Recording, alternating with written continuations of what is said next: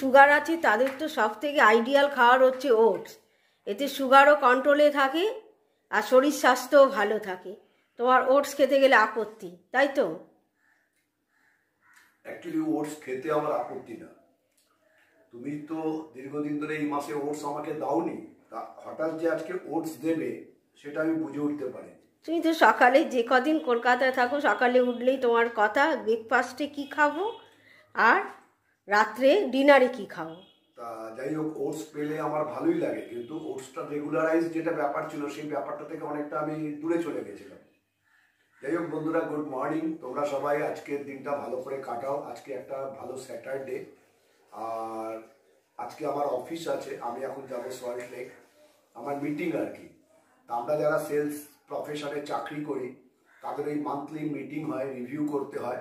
Last month যেটা গেল December মাস, এবং একটা কোয়ার্টারও এন্ড হলো, থার্ড কোয়ার্টার যেটাকে বলে।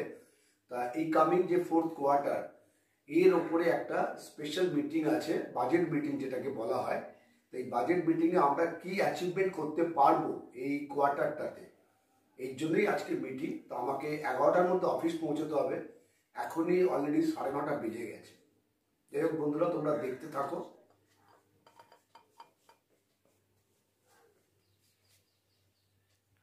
Good morning. ঝট করে চাটা খেয়ে রেডি হয়ে নে, আর বাবা যে কাজটা দিয়েছে ওটা সেরে ফেল। আর তার আগে কি করতে হবে? বিছানা গোছাতে হবে। হ্যাঁ, তার আগে বিছানাটা পরিপাটি করে গুছিয়ে নিতে হবে। তুমি এটা দুপুরে কি রান্না করবে?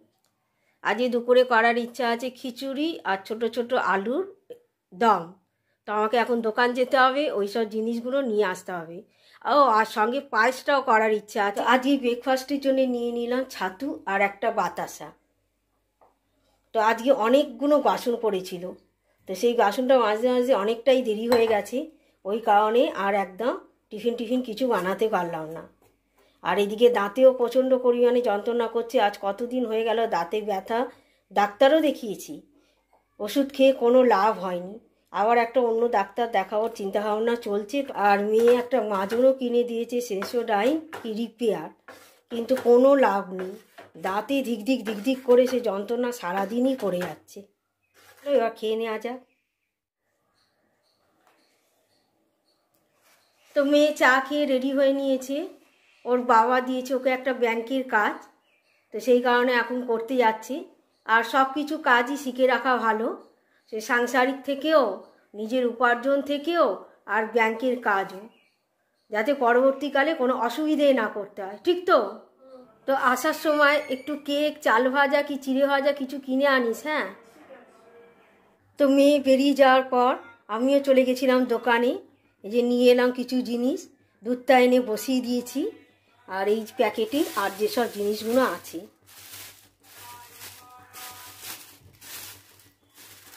এই যে চাল আছে,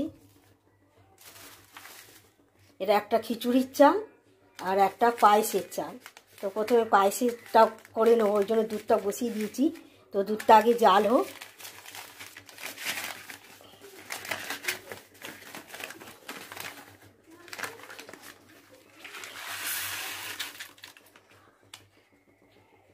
এটা ভালো করে ধুয়ে নেব।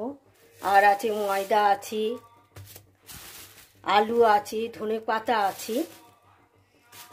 তো দুধটা আমার জাল হয়ে গেছে, আর এখানে চাল ধুয়ে তো রেডি করেই নিয়েছি। আর 500 দুধ, আর তার সঙ্গে এই যে 50 গ্রাম চাল।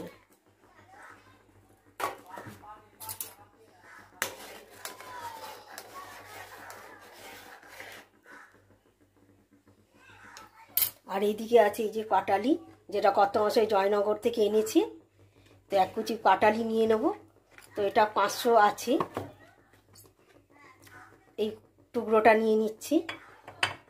আর এখানে কাজু, বাদাম আর এলাচ রেডি করে নিয়েছি। তো আগে এলাচটা দিয়ে দেবো।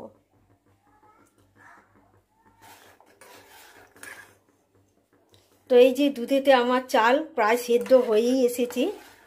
এবার আমি দিয়ে দেবো গুড়টা। গুড় বলতে পাটালি, সুগার ফ্রি, 500 টাকা কেজি দরের কর্তামশাইয়ের আনা পাটালি। তো এখানে আমার পায়েস একদম রেডি হয়ে গেছে, কালারটাও খুব সুন্দর এসেছে। তো এখানে কাঁচা লঙ্কা দিয়ে চাল আর ডালটা সিদ্ধ করে নিয়েছি, আর কড়াতে বসিয়ে দিয়েছি ফুলকপি। তো ফুলকপিটা ভাজা হয়ে গেছে মোটামুটি। আর যে আনাজগুলো রেডি করে নিয়েছি, এই যে বিনস আছে, গাজর, টমেটোর আর কড়াইশুঁটি। তো এখন এগুলো দিয়ে আবার একটু ভাজাভাজি করে নেব।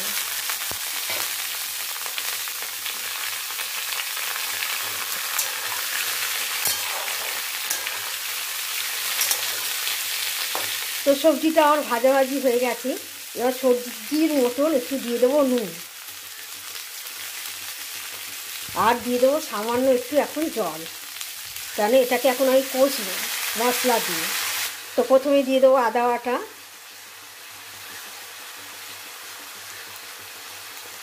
এবার দিয়ে দেবো একটু লাল লঙ্কার গুঁড়ো, আর একেবারে খিচুড়ি আর সবজির জন্যে হলুদটা পুরোটাই দিয়ে দেবো। আর দিয়ে দেবো একটু জিরের গুঁড়ো।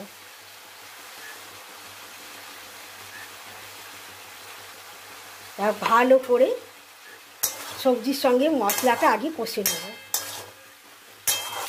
তো আমার ভালো করে কষা হয়ে গেছে। এবার আমি এটা তুলে নিয়ে খিচুড়ি মানে চাল ডাল সেদ্ধর মধ্যে দিয়ে দেবো।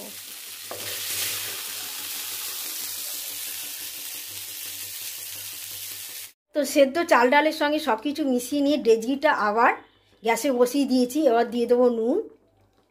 সবজি তো নুন দিয়েছি, চাল ডালের মধ্যে যে নুনটা যেটুকু লাগে সেটুকু একবার টেস্ট করে নেব। আর দিয়ে দেবো একটু মিষ্টি, একটু না একটু মিষ্টিটা, চিনিটা বেশি করে দেবো। মেয়ের বক্তব্য হচ্ছে যে মিষ্টি মিষ্টি খিচুড়ি আর ঝাল ঝাল আলুর দম। না, এবার সব কিছু একদম মিক্স করে নিয়ে এবার গ্যাসটা অফ করে দেবো।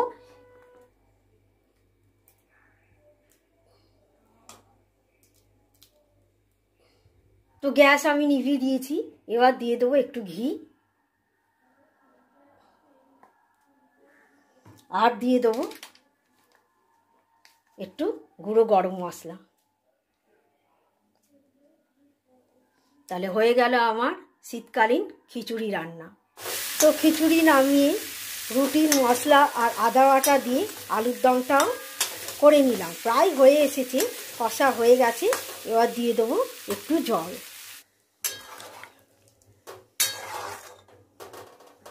আর নামাবার আগে দিয়ে দিচ্ছি একটু ধনে পাতা, শুকনো লঙ্কা আর সর্ষে ফোড়ন দিয়ে বানিয়ে ফেললাম একটু টমেটোরের চাটনি।